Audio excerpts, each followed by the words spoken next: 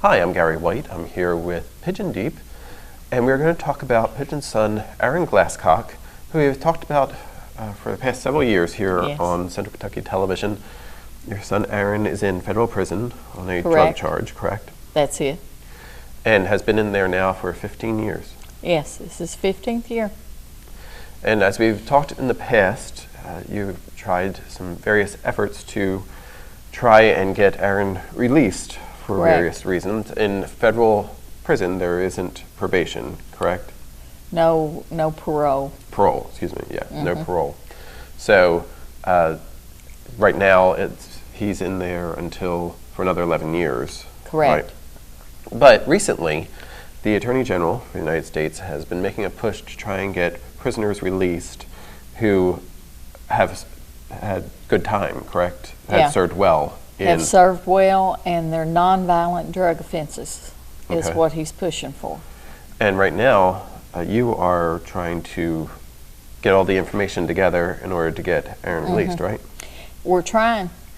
We're trying for another commutation like we have done before, and it is a little bit different this time, the way we're doing it.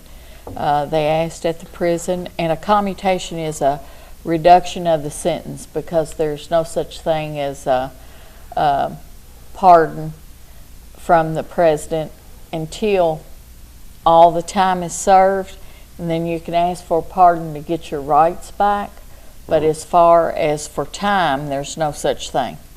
So we're asking for a reduction, and they asked at the prison that they send it in this time instead of us.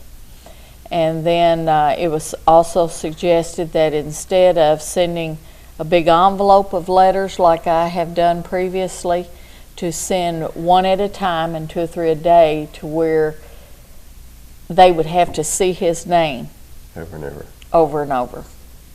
And so anyway, that's what we're in the process of doing, and which there's been a lot of I say it's a lot of activity regarding federal prisoners, and really it's really looking good, because the biggest end of the time, the ones that are in there for a lot of time are usually the ones that were the drivers of the vehicles,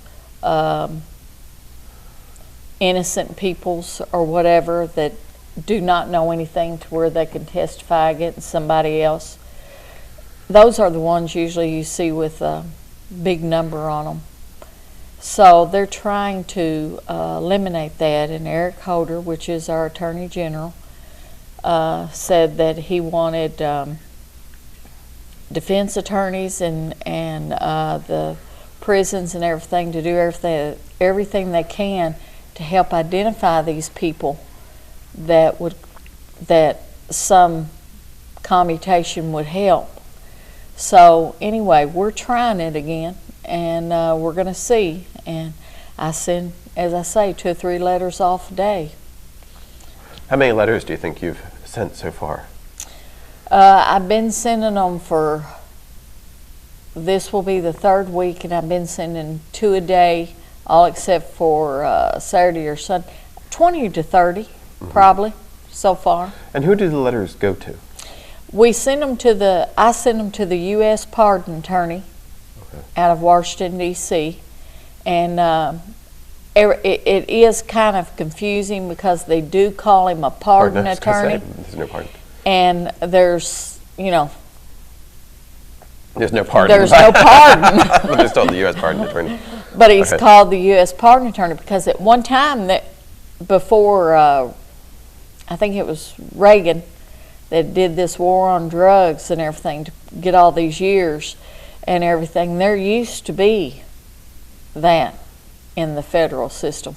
Okay, there used to be pardoning. Yes. Okay. But now it's not, but it still goes to the pardon attorney. Okay.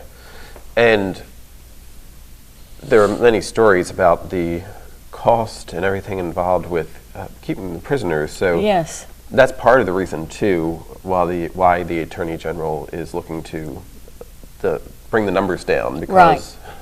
basically it's a matter of money, which Right. a lot of things end up being a matter of money too. So hopefully this time they may actually move Do ahead something. with that. Well, they have what is called a judiciary committee, and it's a group of people. Most of them are senators and with that, but they do have advisory councils of the judiciary committee, and they are with the parole, because even though you may serve your time, once you get out, you still have to be on parole for a while. So there is such a thing as probation officers, and they have a lot of those on the advisory council, and they have been working on bills now to get a reduction. And as I say, they're trying to do a 2-point reduction across the board for nonviolent drug offenders. And in the original bill, it did not have nonviolent. And they just met here in March.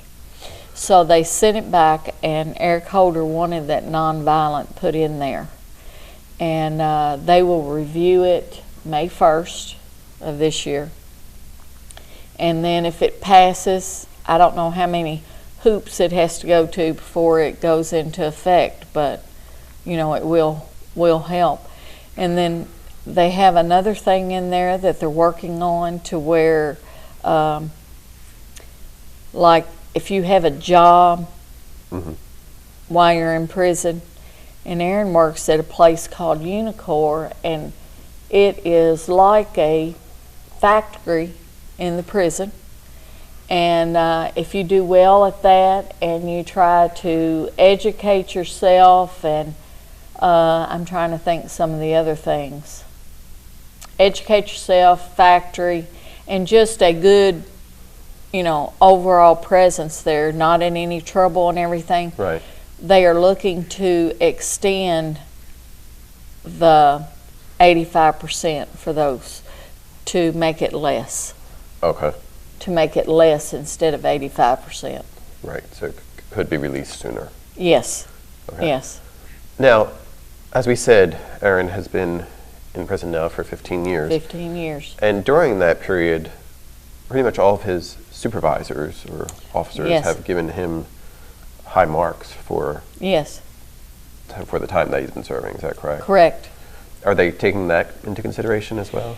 They send a report up with him with the commutation request, and they have on the report everything that he has done and what he does do and everything. And so that will help.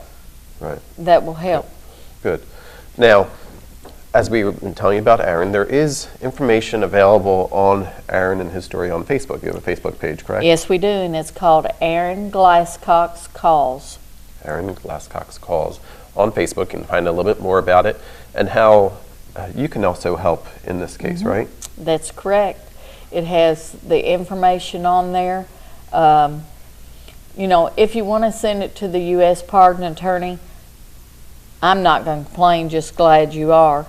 But we have been asking that any letters that you want to write or whatever that you send to me, and the reason for that is because we're trying to have a controlled send like they suggested.